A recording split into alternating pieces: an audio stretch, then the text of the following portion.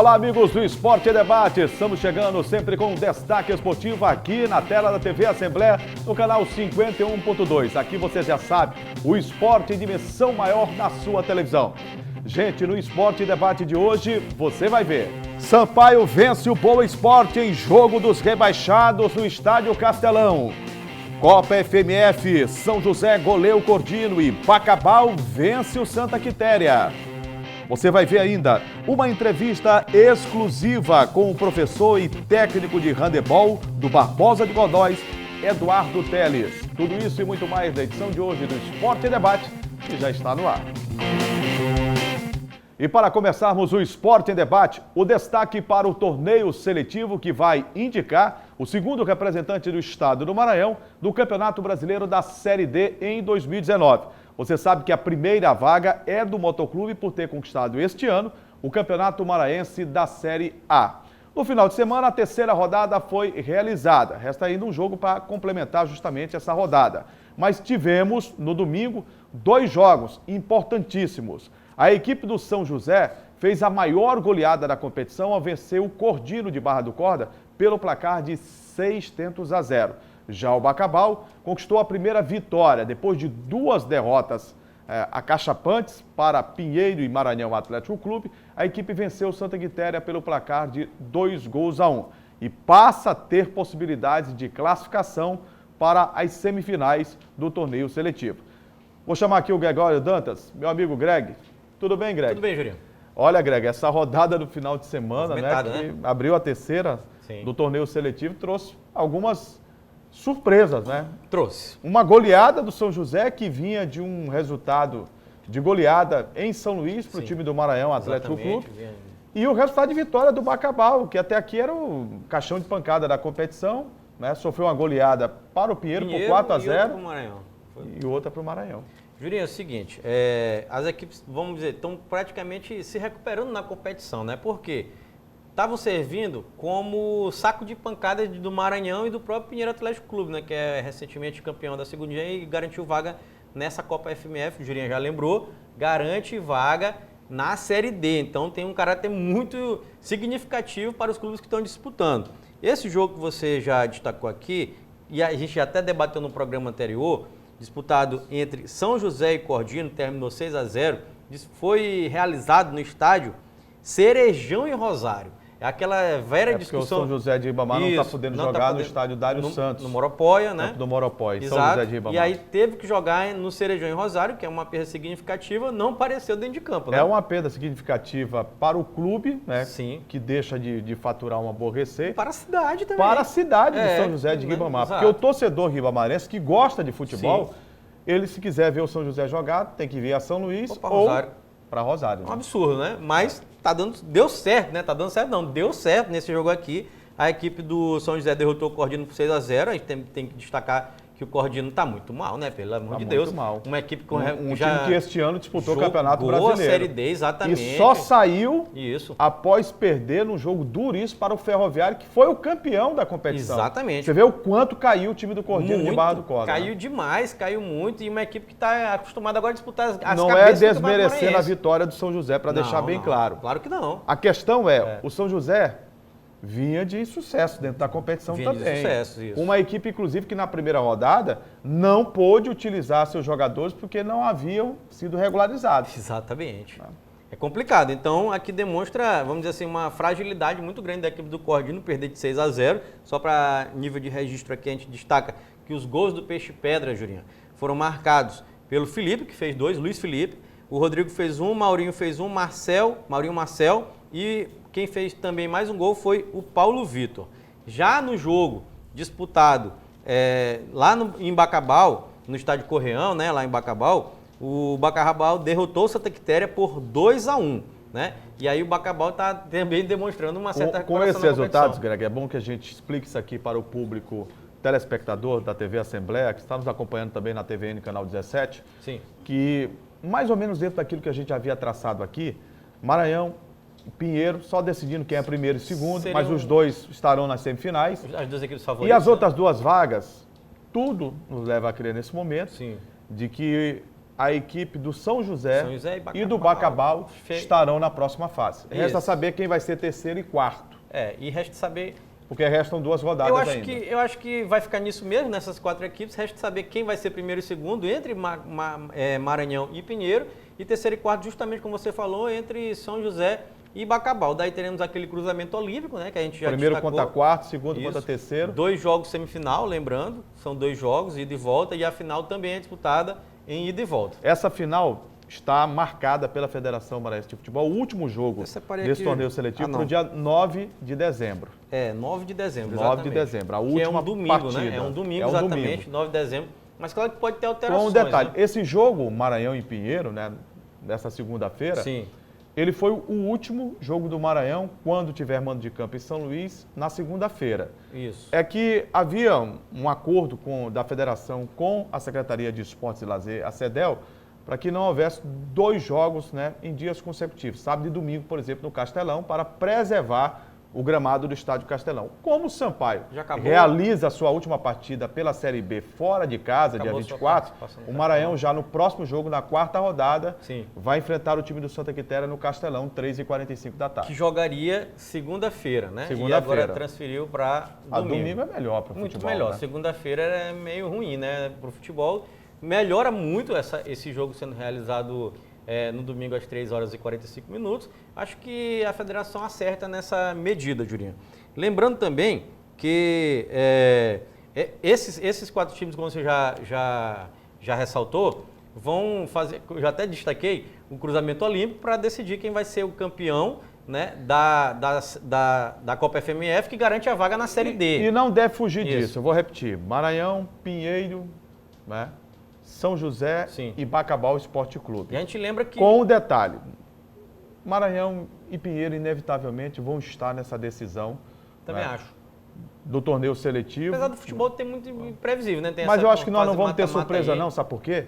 Essas equipes estão disputando essa competição, estão pagando para jogar. É uma competição que, eu repito, ela poderia não ter sido realizada, não havia necessidade de realização de uma competição como esta, se a federação tivesse colocado um item no regulamento para que a classificação fosse dada de forma crescente ou decrescente, primeiro, segundo e terceiro colocado, evitaria a federação que os clubes passassem por essa penúria, o Cordino uma situação gravíssima financeira, o Bacabal, o Maranhão com muita dificuldade, né? O Pinheiro também tem as suas dificuldades, embora tenha um apoio da prefeitura lá. De todos, me parece, é aquele que tem melhor condição, entre aspas. Agitadinho, né? Vem de uma conquista recente, né? Então, e tem o apoio da prefeitura. Os outros clubes, até aqui, não vem tendo.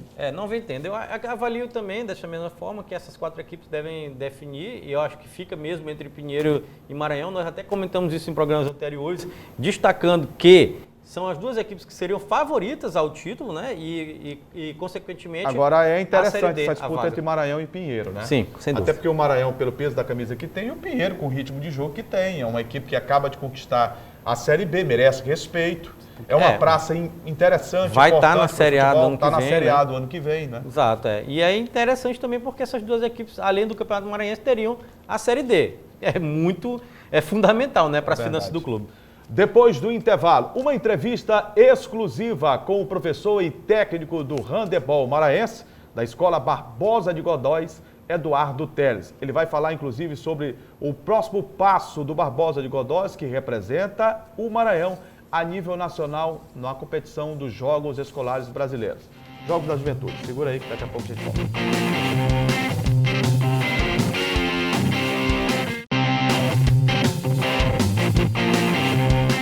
Já estamos de volta com o Esporte em Debate. E agora vamos falar de handebol maranhense. É que a equipe do Barbosa de Godóis tem realizado boas competições a nível estadual e tem brilhado também a nível nacional. Com 9 anos de existência, além dos campeonatos estaduais que vem conquistando, tem representado com muito sucesso o handebol maranhense a nível nacional. E todo esse trabalho é feito pelo professor Eduardo Teles, que na verdade é uma grande referência dessa modalidade, não só no Maranhão, mas no Nordeste. Quem conhece a sua trajetória sabe dos anos de dedicação e que se trata de uma consequência, esses títulos, por todo o trabalho de base que o senhor vem fazendo há algum tempo, principalmente na Escola Barbosa de Godóis, já há 9 anos, né, professor?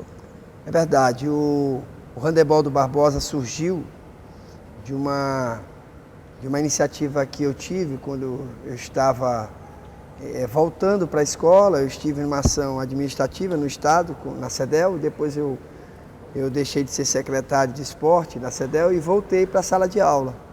E aí eu quis, como eu sempre joguei handebol durante muito tempo, apesar de antes de estar na CEDEL, eu tive 23 anos na natação, trabalhando com projetos sociais e também na Viva Água. E eu resolvi começar um trabalho no Barbosa de Godóis com o handebol, que era o meu esporte que eu pratiquei. E dia 9 de maio de 2009, a gente inicia um trabalho com 41 atletas. E esse trabalho, com 3 meses, nós já ganhamos a primeira medalha. Fomos terceiro lugar do Gêmeos em 2009, com o infantil masculino. Isso para começar, né? 3 meses de trabalho, sem quadra, sem material, com muita qualidade dos meninos. Os meninos hoje, esse atleta de 2009, que foi medalha, esteve na seleção brasileira, ou seja, 8, 7 anos depois, esse trabalho com os meninos de 12 a 14 anos, o Wagner, por exemplo, já foi seleção brasileira em 2015. Já é um fruto desse trabalho, né? Fruto do trabalho de base. Para quem não compreende o esporte, se o Sampaio Corrêa, o Moto, o Maranhão, qualquer equipe de futebol quiser ser uma equipe nacional, comece lá de baixo, porque só carregando o jogador, chegando um caminhão de jogador, saindo um caminhão de jogador, está aí o exemplo. Sampaio caiu da segunda para a terceira, porque não teve trabalho de base. O Moto está na 4ª divisão, né? E o Moto na 4ª e os outros clubes brigando para entrar na 4ª. E o Maranhão no handebol disputando a primeira divisão, como o handebol está indo agora.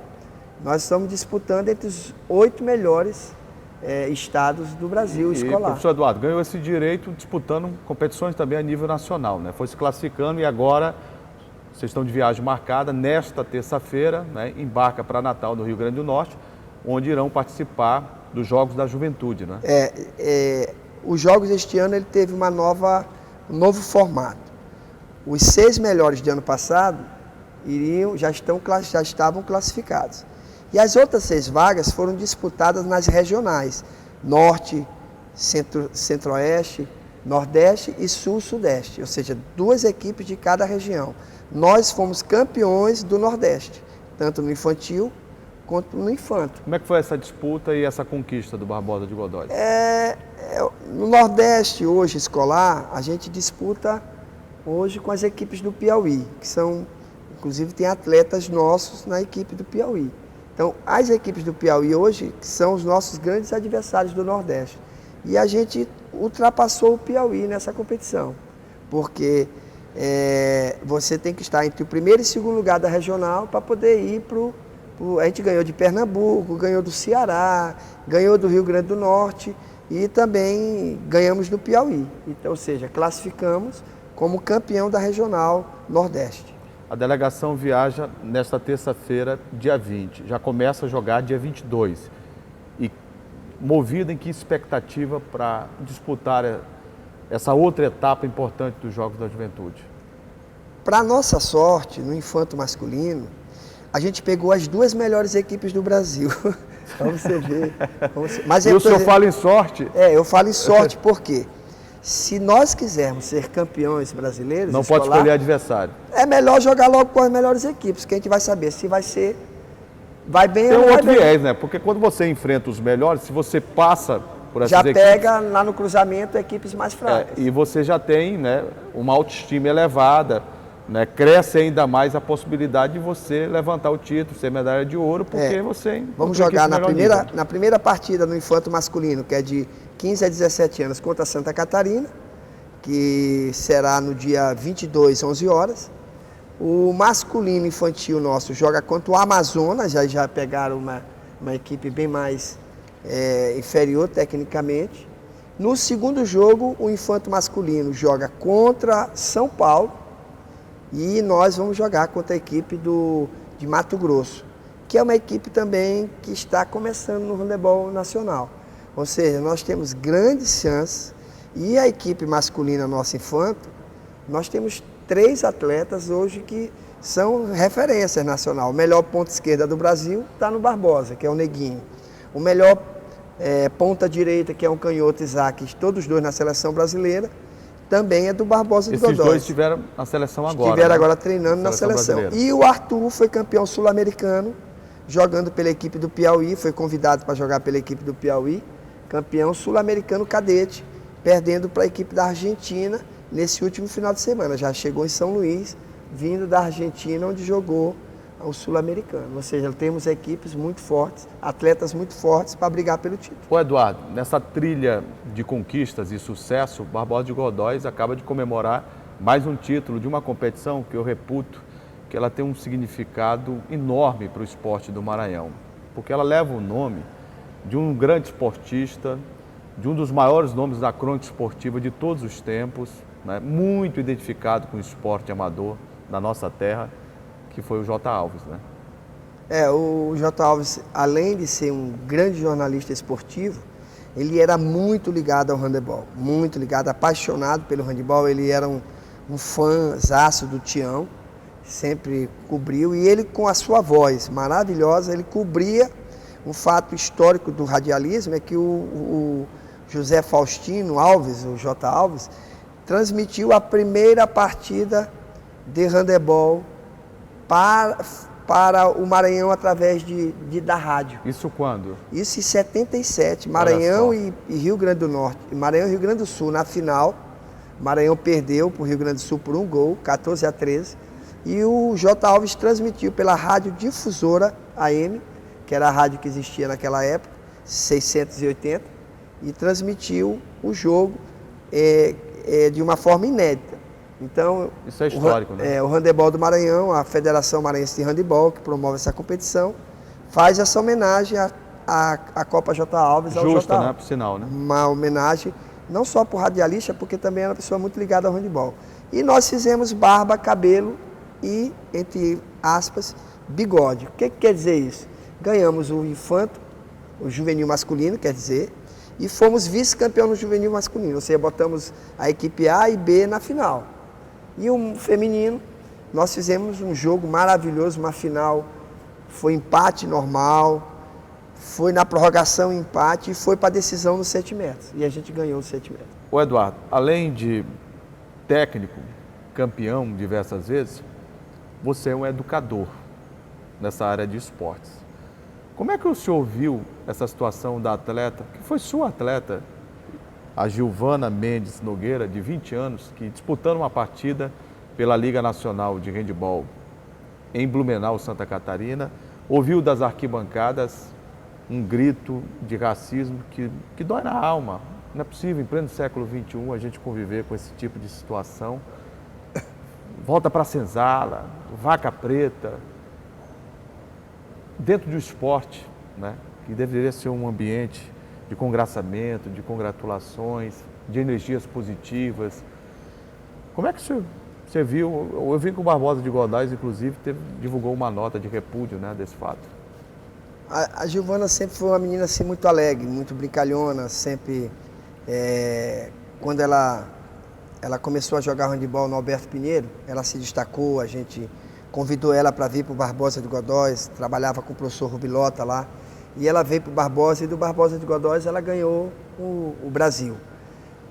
Atleta da seleção brasileira, começou no juvenil, depois foi para o júnior. Diversas vezes campeã, né? Diversas vezes campeã brasileira, foi para o Clube Português do Recife, depois foi para São José, em São Paulo, de São José ela foi para São Bernardo, na Unip, na Universidade hoje de São Bernardo. E a Gilvana sempre foi uma menina muito alegre, mas ela ficou muito triste com esse fato, porque ela, pelo fato de vir das classes mais pobres, então ela está lutando por um espaço. E o cidadão lá, namorado ou esposo de uma jogadora de Blumenau, ele atrás do banco, jogando, ainda não acusando, mas fazendo piadas, ele virou o lado, virou o jogo, ele foi para o outro lado também. Aí Gilvana entrou na quadra, o time de São Bernardo estava perdendo, logo após virou o resultado, São Bernardo passou na frente, aí ele começou a gritar vaca preta, volta para a senzala. E a Giovana sentiu-se muito abalada. No próprio banco, ela chorou muito, ficou triste com aquilo. E isso é um fato recorrente em Blumenau. Ela registrou, né? Registrou um BO, que nunca ninguém tinha feito. Ela resolveu registrar um BO. E a Confederação Brasileira de Handebol tomou por medida encaminhar o caso ao Superior Tribunal de Justiça para poder ver de que forma a equipe de Blumenau pode ser punida, ou a equipe que promove as competições, seja com perda de mando de campo, mas que respeitasse a história do ser humano. Nós estamos no dia 20, agora é o dia da consciência negra. Nós estamos comemorando 130 anos do final da lei da abolição da escravatura, e fatos como esse no século XXI são abomináveis. Então a gente vê com muita indignação, fizemos com que a imprensa tomasse conhecimento disso, é uma maranhense, é fruto do nosso trabalho, né? Eu trato a Giovana como se fosse uma filha nossa, porque ela... Você chegou a falar o telefone com ela? Conversei com Giovana. Eu estava muito abalado. Ela disse para mim que sentiu falta da família, dos amigos, porque nessa hora ela não tem a gente lá por perto. E a gente teve que dar o conforto, mas ela disse, vou superar tudo isso. Nada disso vai atrapalhar a minha vida. Eu vou superar isso porque é mais uma dificuldade que surgiu, mas nós vamos tirar de letra. Que ótimo, né? Que supere mesmo, que ultrapasse. Verdade. E que o autor das ofensas abomináveis, ele possa ser punido exemplarmente. O nome dele, da lei, né? Tudo isso foi registrado no BO, porque eles têm o nome da pessoa lá e botaram no BO. É abominável, eu acho que isso serve também de lição para que outros fatos como esse não voltem a acontecer como estavam acontecendo. E principalmente lá em Santa Catarina. Exatamente, né? Que é um estado de tradição europeia de e colônias, talvez né? E de colônias italianas, alemães. Então, esse fato é muito triste. Gente, eu conversei aqui no Esporte em Debate com esse treinador super campeão do Barbosa de Godóis, que está preparado, né, para viajar, e eu tenho certeza que nessa bagagem muitas medalhas virão para o estado do Maranhão mais uma vez. Professor Eduardo Teles, obrigado por ter vindo aqui, sucesso, transmita a cada um dos seus atletas e toda a comissão técnica os votos de felicidade, que façam um grande papel na disputa dos Jogos da Juventude lá em Natal do Rio Grande do Norte, e depois a gente comemora esses Volta títulos. Com as medalhas aqui. Tá bom? Boa viagem, sucesso. Obrigado, Jonas. Obrigado a você que está aí. Vamos honrar mais uma vez a bandeira do nosso estado, a bandeira do Maranhão. Ô Greg, papo interessante que eu tive a oportunidade de bater com o professor e técnico. Às vezes se fala que o técnico é professor, mas o Eduardo Teles é realmente professor. Ele é professor. De educação física graduação e é um técnico por excelência do handebol. Se você olha o currículo do Eduardo Teles e associa a época contemporânea do handebol maranhense, inevitavelmente você vai encontrar um monte de títulos, né, atribuídos ao trabalho dele dentro do handebol. Então, mais do que nunca, é um técnico com muita competência e faz aquilo com muito amor, né? Ele demonstra isso no trabalho que faz. Sem dúvida, o Eduardo Teles é um exemplo, né? Vamos dizer assim, tem algumas pessoas que têm que ser, vamos dizer assim, contempladas no meio do esportivo. Esse cara é um. Enaltecidas no meio esportivo. Esse cara é um. Sem dúvida, o Eduardo Teles é um exemplo na formação de atletas, inclusive, de atletas que moram na periferia da cidade de São Luís também, e revelando jogadores para jogar em nível de seleção brasileira, revelando jogadores para jogar em Liga Nacional de Handebol. É impressionante. Ele já fazia esse trabalho no Alberto Pinheiro, né? Sim. De longas datas. Foi secretário, inclusive, de esportes, né?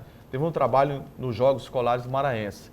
E há 9 anos ele realiza esse trabalho com muita dedicação na Escola Barbosa de Godóis. E conquistas, Juninho. Conquistas, porque o Barbosa de Godóis a gente sempre vê ganhando medalhas de todos os tipos, nos gêmeos ganhando praticamente todas as categorias. Quando se classifica para essas competições nacionais, escolares, também agora mesmo, ganha ele tudo. Terminou a entrevista e já viajou com a delegação toda para Natal, no Rio Grande do Norte, lá, onde esta semana disputa a fase principal em 2 categorias dos Jogos da Juventude. Jogos da Juventude, duas categorias, Jogos Escolares da Juventude, né? E o Barbosa de Godóis consegue mais uma vez reconhecimento nacional, com muitas medalhas. E tem outro ponto também da entrevista que eu gostaria de lembrar, Jurinha, foi o caso de uma jogadora revelada por ele aqui no Maranhão, da Giovana, né?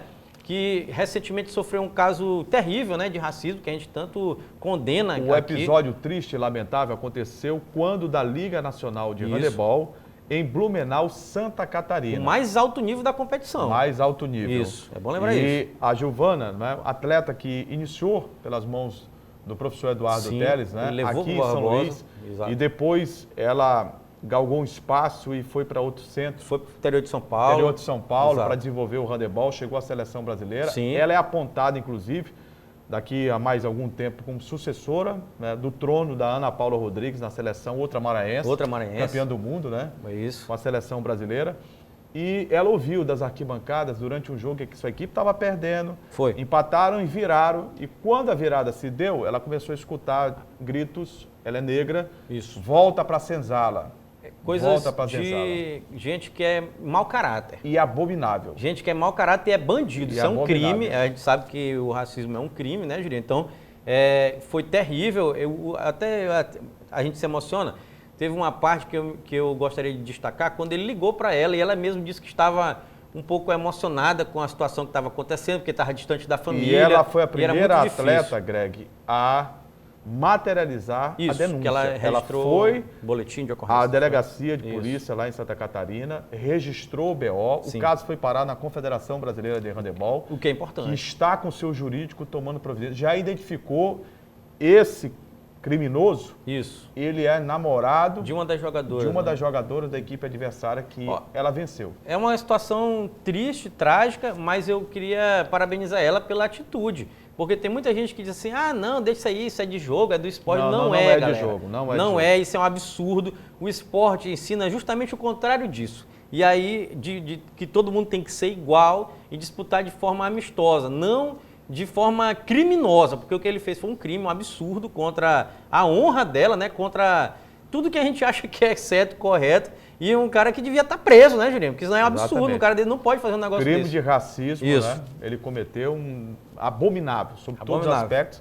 E lembrando que neste dia 20, nesta terça-feira, Dia da Consciência Negra, agora né? dia 20. De relembrar o aniversário de morte de Zumbi dos Palmares. Exatamente. Inclusive, é feriado nacional e estadual. E estadual, né? É muito simbólico, né? Isso aí, justamente nesse período onde aconteceu, que foi há alguns dias atrás, né? Essa agressão absurda e injustificável.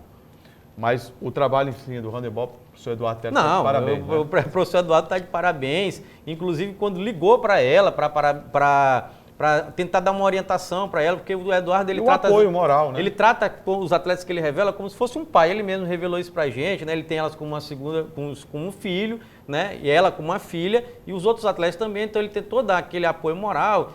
Até o próprio Colégio Barbosa de Godoy soltou uma nota oficial, né? Também a gente tem que destacar. Repudiando o fato e destacando que essas coisas não podem acontecer mais. É um absurdo e realmente a menina Giovana está de parabéns, né? Está muito mesmo. Porque, Juliano, aqui eu quero tentar demonstrar para o nosso telespectador o seguinte: tem muito atleta que não fala nada, que não faz nada. Então a atitude dela de registrar um BO oficialmente foi corretíssima. Sim, tem que denunciar e não pode aceitar uma atitude como essa. Exatamente. E buscar os meios legais. Né? Exato. Depois do intervalo, o Sampaio vence o Boa Esporte na última partida do time tricolor na Série B do Campeonato Brasileiro em São Luís, no Castelão. Segura aí que daqui a pouco a gente volta.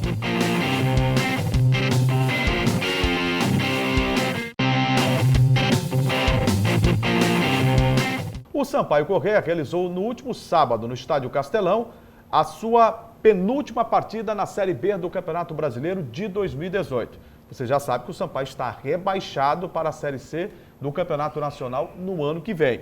E foi também o último jogo do Sampaio Corrêa no Estádio Castelão, já que no dia 24 de novembro o Sampaio joga em Criciúma, Santa Catarina, a sua última partida na segunda divisão do futebol brasileiro. O repórter Ronald II acompanhou no Estádio Castelão a vitória tricolor com gol de William Barros.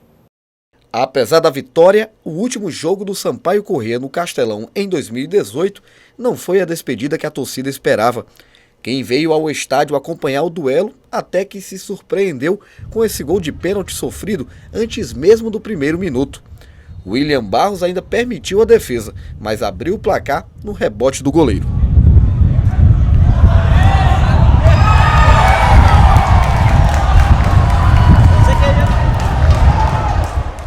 Com o time já sem chances de se manter na Série B, a torcida compareceu de forma modesta para apoiar a Bolívia querida. Para quem gosta de futebol, não importa se o time está rebaixado ou não.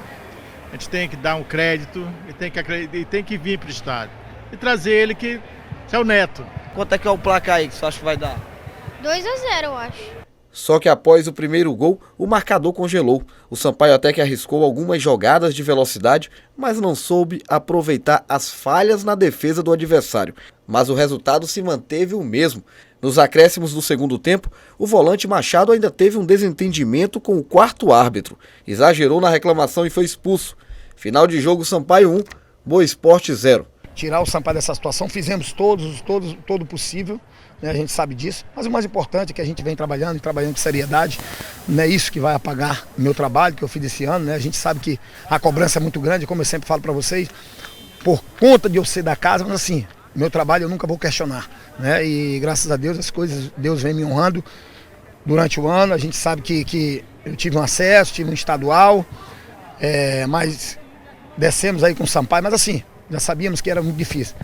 Não era o salvador da pátria, né? Mas a gente veio, trabalhou como a gente sempre trabalhou e vamos até o final trabalhando para a gente conseguir também mais uma vitória contra o Criciúma. O próximo desafio do Sampaio Corrêa será no próximo dia 24 contra a equipe do Criciúma. O confronto acontece fora de casa para a equipe maranhense. Já a equipe do Boa Esporte cumpre tabela, também rebaixado, e vai disputar a última rodada do campeonato contra a equipe do Oeste. Ô Greg, o que resta dessa festa O que resta, Julinho? é se despedir com dignidade, E né? que festa que foi essa, rapaz? Uma festa em que o Sampaio Tem. foi chamado para dançar de outra forma. Foi E mesmo. morreu abraçado com Boa Esporte. Né? Morreu. E jogo feio, viu, Juliano? Fraco, sofrível. Pelo amor sofrível. de Deus, rapaz. Sofrível. Meu Deus do Sofrível. céu, Juliano. Não tem a paz. Olha, parece que a torcida... Mas você não poderia esperar algo diferente Não, de duas não. equipes? Das piores equipes. Você olha né? a situação do Boa, último É. colocado. Isso. Você olha a situação do Sampaio, penúltimo. Antepenúltimo. Antepenúltimo Ainda conseguiu colocado. passar o Juventude, que É. outro que não existe também. Em Outro um que... turno, o Sampaio perdeu 19 jogos. Perdeu. 19 jogos. Complicado, né, Juliano? E aí, o que resta num momento como esse? Não pode ir a campo também perder o jogo em casa, né? Não. Porque aí tem a tradição da equipe, tem uma camisa forte que tem que ser respeitada. Muito. Antes do jogo, alguns jogadores já demonstravam falta de motivação e foram embora, como o Jocinei, Tal foi embora. desinteresse, né, Juliano? No primeiro tempo, a apatia foi uma coisa impressionante. Foi triste. E no segundo tempo, a partida foi E olha, melancólica. e olha que no segundo tempo o Boa ainda conseguiu criar umas oportunidades de gol. É O verdade. goleiro do Sampaio, o Bussato fez algumas defesas assim interessantes, mas a gente tem que destacar o seguinte, parece até que a torcida do Sampaio já sabia que o jogo ia ser terrível, né? Fraco tecnicamente, não comparece mais ao estádio, né? Não foi quase ninguém, algo em torno de 400 e quantas pessoas, Ronald Segundo, que estava aqui presente aqui, Ronald Segundo? 91. 491 pessoas estiveram presentes. O jogo anterior foram 547. 547, exatamente. Mas num momento como esse, Greg, o torcedor que não apoiou, Não vai apoiar também. no agora. momento em que o clube lutava Tinha contra esse chance, rebaixamento, né? tinha Tinha chance. chance, Imagine uma situação como essa, É. onde a casa caiu. Já caiu, já tinha caído, o Boa Esporte é um time fraquíssimo, ruim. O Sampaio também é um time... A gente tem que ser bem claro aqui. O Sampaio é um time ruim, rapaz. Claro. Muito. Não é pouco não, olha gente. O Sampaio é fraco. Tem gente que diz assim, mas vocês não podem falar assim do futebol maranhense. Mas nesse caso, os números estão aqui. É um campeonato de aproveitamento. Não, e você olhando os números... É um campeonato de aproveitamento. É o melhor campeonato que existe, o campeonato de pontos corridos, para mostrar quem é melhor e quem é pior. Eu não sei se você concorda É um comigo. campeonato de regularidade, Isso, né? exatamente. Se você consegue ter boa regularidade, Uhum. é claro que você vai permanecer, que você vai lutar por acesso. E isso a gente viu que o Sampaio Corrêa, quantas rodadas passou na zona de rebaixamento? Quase o campeonato inteiro. Pois é, saiu uma única vez com o Massinho, né? Tem um número aqui que é assim, excelente para traduzir essa, vamos dizer assim, como o time do Sampaio é fraco. O Sampaio, o Boa Esporte está na última colocação, perdeu 22 jogos na competição. O Sampaio perdeu 19, perdeu, como você destacou, um turno inteiro. Ele perdeu como se estivesse perdendo um turno inteiro, que é um absurdo. Não tem como um time desse aqui escapar. O Juventude, que consegue ser pior que o Sampaio, perdeu a 16, 3 jogos a menos que o Sampaio. Só que também empatou quase todos os jogos e não ganhou quase de ninguém. Ele ganhou muito menos que o Sampaio. Exatamente. Então aqui, alguns números para traduzir. Falando especificamente do... Agora, eu acho que a gente já deve projetar, viu, Greg? Sim. O futuro do Sampaio. O Sampaio vai estar na Série C no ano que vem com o Imperatriz. E a gente passa, inclusive, já uma informação muito à frente do que estão noticiando por aí. Série C. A Série C do ano que vem, ela vai ser modificada. Rapaz. Esse formato de 2 chaves, onde 10 do Norte e Nordeste que estavam presentes, e na outra Centro-Oeste, Sudeste, Sul e Sudeste, no grupo B. Isso vai ser feito pelo número hoje que você tem de 13, 14 clubes. Há uma proposta da Federação Pernambucana de Futebol, coadunada pelo Clube Náutico Capibaribe. Eles têm 2 propostas, uma delas de fazer de ponto corridos, 38 jogos, todo mundo joga contra todo mundo, A ida e exemplo volta. da Série A e B, né? E outra de dividir ela em uma parte ponto corridos e a outra numa parte semifinal e final, onde o povo brasileiro gosta muito. Seria turno único, né? Se fosse 20 clubes, 19 jogos para cada, aí teria as oitavas de final, as quartas de final, semifinal, né? Classificando 8. Exatamente. Como era o Campeonato Brasileiro? São 2 propostas que a Federação Pernambucana, o Clube Náutico Capibaribe, tem informação que o Sampaio também se associou ao Náutico. Eles irão apresentar já a partir deste momento a Confederação Brasileira de Futebol para que a Série C, que já tem 2 patrocinadores, não tinha nenhum e já tem 2. Ainda bem, né? A Expresso Viação Progresso vai participar, vai patrocinar e vamos ter uma cervejaria também. Tomara. Além dos canais Globosat que devem comprar o direito de transmissão. Eles vão comprar e repassar. Mas pelo menos temos a garantia de que será transmitido, né? Se Deus quiser, né? Vai dar tudo certo e vai ser... Então, essas são boas notícias. Não, são Série C. São excelentes notícias, até me anima um pouco mais, porque eu pensava que... Eu ficava sempre fazendo aquele exercício, inclusive em bastidores do programa anterior, até na rádio a gente já tinha discutido isso, como que a CBF conseguiria construir um campeonato com vamos dizer assim, um número muito maior de times do Sul, Sudeste, Centro-Oeste. Pode ser que mude, viu, Juninho? Eu até fiz uma conta aqui, isso aí, porque pode acontecer, olha lá, olha que ainda pode acontecer ainda na Série B, porque ainda falta um jogo, é bom a gente sempre destacar isso, que o Paysandu escape o CRB também. Então ainda pode mudar isso aqui. O Criciúma. Criciúma ou Oeste. Criciúma ou Oeste. Mesmo o Criciúma ainda ficaria, vai ficar desigual. Ainda ficaria. Não dá para fazer 2 chaves de 10 e colocar em uma chave só os times do Norte e Nordeste. Ficaria 12-8. 12 daqui do Norte e Nordeste e 8 lá dos times do Sul, Sudeste e Centro-Oeste. Porque o grande problema da CBF para mudar era a falta de patrocínio. Porque se você coloca 38 rodadas, vai ser uma competição mais cara, onerosa. Muito mais cara. Mas com 3 patrocinadores, a televisão que vai comprar os direitos, a tendência é essa, uma cervejaria e mais a empresa a Progresso de transporte, de ônibus, é claro que dá para fazer. Não, dá para fazer. E aí você coloca uma Série C muito mais valorizada, com times como Sampaio, como Imperatriz, como Santa Cruz, Botafogo Náutico da Paraíba, Clube Náutico Capibaribe. É forte. Juventude. Juventude. Isso. Ferroviário do Ceará. Ferroviário. Vai ser uma Série B forte ano que vem. Fortíssima. Fortíssima ano que vem. Tem que destacar também, Juliano, que falando especificamente do Sampaio Corrêa, o Massinho deu declarações, inclusive antes do jogo e também depois, dizendo que já começou o processo de negociação com o Sérgio Frota. Já tem jogadores apalavrados. Já tem jogadores... Aliás, ele entregou um relatório, que tem muita gente assim, qual vai ser a barca do Sampaio? Não tem isso aí, Juliano? Eu já posso adiantar pelo menos um, está na lista, é o Clóvis, que subiu com o Imperatriz, jogou o volante pelo Boa Esporte aqui contra o Sampaio Sim. agora, esse jogo. Sim. E é um jogador que agrada muito o Massinho. Jogou Estaria com ele lá. nessa lista. Jogou com ele lá. Mas tem um relatório, o Massinho destacou que não vai ter jogador de DVD.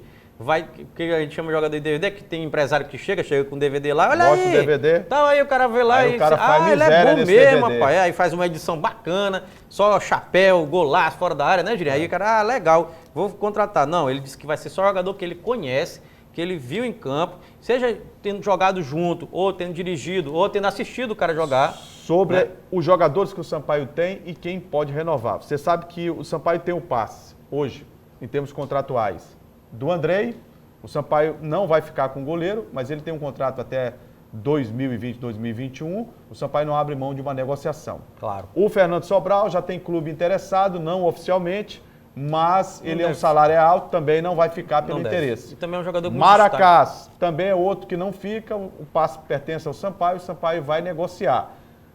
O presidente Sérgio Frota já comunicou que esses jogadores não aceitam, né, de forma nenhuma, que eles possam deixar o clube, mas sem o clube receber pelo contrato que tem com eles. É claro que o Sampaio não tem condição hoje. Na Série C não tem cota, o Sampaio perde cerca de 7,5 milhões, a cota da Série B e mais o patrocínio da Caixa Econômica pela cláusula do contrato, só clubes da Série A e Série B. O Sampaio está fora, perde 1,5 milhão da Caixa Econômica. Não, é verdade. Então, sem esse dinheiro, esses jogadores do Sampaio não vai poder manter. Mas eu já posso adiantar alguns nomes que estão nessa lista aí. Da barca. O Busato, ele deve continuar. Ainda bem. Até porque merece, é bom merece, goleiro. Bom goleiro. O Joés, zagueiro, sim, também. Bom zagueiro. É também, outro jogador que interessa. interessa. São dois jogadores que a gente tem maiores informações. Os demais, sim, eu acho que nessa viagem de Criciúma, ele chegou a 80% vai ficar pro lado de lá mesmo, né? 80%, 90%. Eu acho que é bom. Não, uma coisa que é boa foi essa negociação ser antecipada entre o Marcinho, essa negociação e essas conversas também, entre o Marcinho e o presidente Sérgio Frota, porque mesmo a gente pensando numa temporada de 2019, que parece estar longe, mas não está. Não, dia 16 de janeiro a bola rola. Exatamente. A Copa do Nordeste começa em 16 de janeiro. 16 de janeiro. Tá para bem... Moto e Sampaio. Exatamente, está bem pertinho. O Sampaio tem sim que acelerar esse processo aí de lista de dispensas, indicação de contratação que o Marcinho está fazendo. E a gente sabe que ele já entregou o relatório, já está atrás de jogadores. Acho que o Sampaio está, pelo menos nesse aspecto, trabalhando de maneira correta. E não só o Sampaio tem que acelerar, nós também, porque o tempo acabou. Isso. Gente, muito obrigado pelo carinho da honrosa e indispensável audiência aqui no Esporte e Debate, na tela da TV Assembleia, canal 51.2 e também na TVN, canal 17. Ô Greg, os canais de interação para que o público possa participar, sugerindo pautas, mandando para a gente informações sobre o esporte no bairro, aqui na Ilha de São Luís. Galera, é o seguinte, o nosso programa terminou, chegou ao fim, você pode acompanhar ele através dos nossos canais de interação. Primeiro, nosso site, que é o al.ma.leg.br/tv. Tem também um telefone da nossa redação, que é o 3269-3028, nosso WhatsApp que está passando aqui embaixo da sua tela. E lembrando que nosso programa vai estar completo, na íntegra, bonitinho, Esporte e Debate. Você pode comentar, curtir, compartilhar no nosso Facebook, na página da TV Assembleia, a partir desta terça-feira. Só encerrando, Jurinha, sábado ainda tem outro jogo, rapaz. Sampaio e Criciúma e Sampaio, para encerrar de vez a Série B, né? Último jogo da Série B, 4 horas da tarde, sábado, dia 24, no estádio Heriberto Rios, e acaba ali a temporada do Sampaio oficialmente. Série B é só em uma outra oportunidade. Isso, exatamente. Gente, um grande abraço. Greg, obrigado. Obrigado. Mais uma vez, abraçando todos os companheiros aqui, Gilson, Geraldo e o Ronald II. Ronald II. Sempre registrando aquelas fotos, né? Fazendo os vídeos dele, Instagram, né? É um cara modernoso, é verdade. Um abraço, gente. Fique com Deus e até a próxima. Tchau, gente. Tchau. Tchau.